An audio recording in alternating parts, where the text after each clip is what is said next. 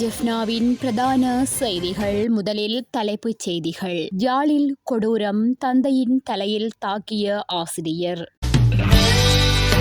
ஜனாதிபதி தேர்தலுக்கான திகதி தொடர்பான அறிவிப்பு. கொழும்பு துப்பாக்கிச்சூட்டு சம்பவத்தில் பலியானவர்கள் எண்ணிக்கை அதிகரிப்பு. யாழில் சோகம், கோர விபத்தில் பலியான பெண். கடவுச்சீட்டு பெற்றுக்கொள்வது குறித்து விசேட அறிவித்தல். யாழ்ப்பாணம் தொல்புரம் பகுதியில் வசித்து வரும் பிரபல பாடசாலை ஆசிரியர் ஒருவர் தனது தந்தையின் தலையில் கொடூரமாக தாக்கிய சம்பவம் ஒன்று அதிர்ச்சியை ஏற்படுத்தியுள்ளது. இந்த சம்பவத்தில் படுகாயமடைந்த தந்தை யாழ்ப்பாண போதனா வைத்தியசாலையில் அனுமதிக்கப்பட்டுள்ளார். குறித்த சம்பவம் நேற்றிரவு 8 மணியளவில் இடம்பெற்றுள்ளது. சம்பவம் தொடர்பில் வட்டுக்கோட்டை போலீசாருக்கு தகவல் வழங்கப்பட்ட நிலையிலும் போலீசார் குறித்த இடத்திற்கு செல்லவில்லை என குற்றச்சாட்டு எழுந்துள்ளது. ஜனாதிபதி தேர்தல் எதிர்வரும் செப்டம்பர் மாதம் 21ஆம் திகதி நடாத்தப்படவுள்ளதாக தேர்தல்கள் ஆணைக்குழு விசேட வர்த்தமானி அறிவித்தலொன்றை வெளியிட்டுள்ளது. இதேவேளை ஜனாதிபதி தேர்தலுக்கான வேட்பு மனுக்கள் எதிர்வரும் ஆகஸ்ட் மாதம் 15ஆம் திகதி ஏற்றுக்கொள்ளப்படும் என அதில் குறிப்பிடப்பட்டுள்ளது.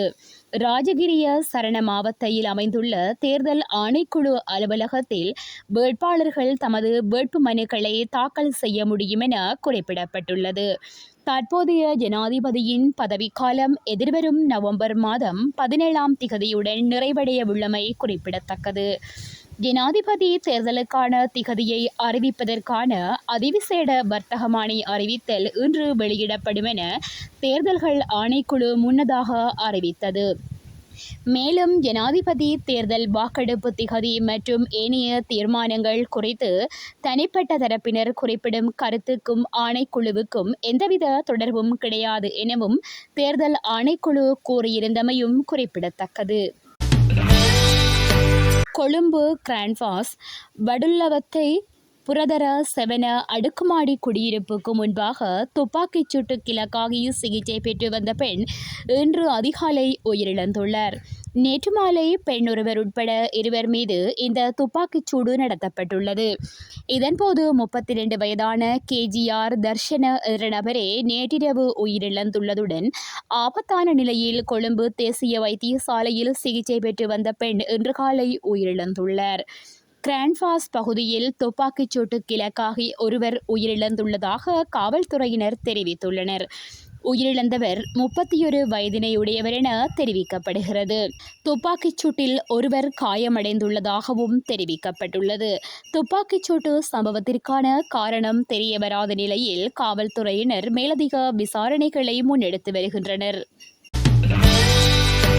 யாழ்ப்பாணம் மானிப்பாய் காவல்துறை பிரிவிற்குட்பட்ட கட்டுடை பகுதியில் இடம்பெற்ற வாகன விபத்தில் பெண்ணொருவர் சம்பவ இடத்திலேயே உயிரிழந்துள்ளார். குறித்த விபத்து நேற்றைய தினம் இடம்பெற்றுள்ளது. நிஜாமம் பகுதியைச் சேர்ந்த முகுந்தன் தீபா என்ற 2 பிள்ளைகளின் தாயொருவரே இவ்வாறு உயிரிழந்துள்ளார். விபத்து தொடர்பில் மேலும் தெரிய வருகையில் குறித்த பெண் தனது மோட்டார் சைக்கிளில் பயணித்துக் கொண்டிருந்த வேளை எதிரில் வந்த கனரக வாகனம் ஒன்று மோதியதில் இந்த விபத்து இடம்பெற்றுள்ளது. இந்நிலையில் மானிப்பாய் காவல்துறையினர் கனரக வாகனம் செலுத்தி சென்ற சாரதிக்கு பதிலாக வேறொருவரை கைது செய்து வழக்கினை திசை மாற்றுவதற்கு முயற்சிப்பதாக அங்கு கூடியிருந்த பொதுமக்கள் குற்றம் சாட்டியுள்ளனர். சம்பவம் தொடர்பாக மானிப்பாய் காவல்துறையினர் விசாரணைகளை மேற்கொண்டு வருகின்றனர்.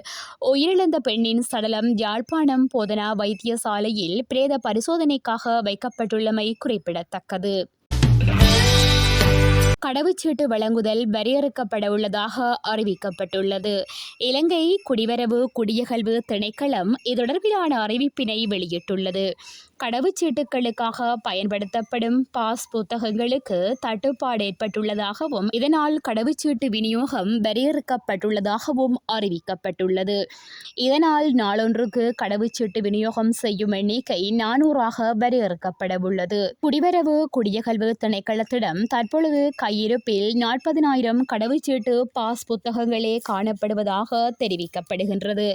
லத்திரனியல் கடவுச்சீட்டு விநியோகம் இந்த ஆண்டு முதல் அறிமுகம் செய்யப்பட உள்ள நிலையில் புதிதாக கடவுச்சீட்டு புத்தகங்கள் கொள்வனவு செய்யப்பட மாட்டாது என அறிவிக்கப்பட்டுள்ளது.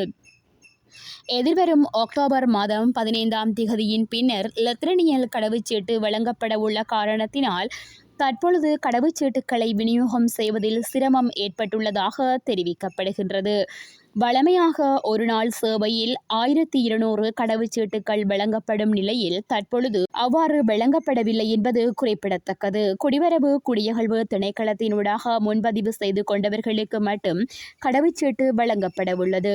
இதனால் வழமையான நடைமுறைகளில் கடவுச்சீட்டு பெற்றுக்கொள்வோர் அசௌகரியங்களை எதிர்நோக்க நேரிட்டுள்ளதாகவும் தெரிவிக்கப்படுகின்றது.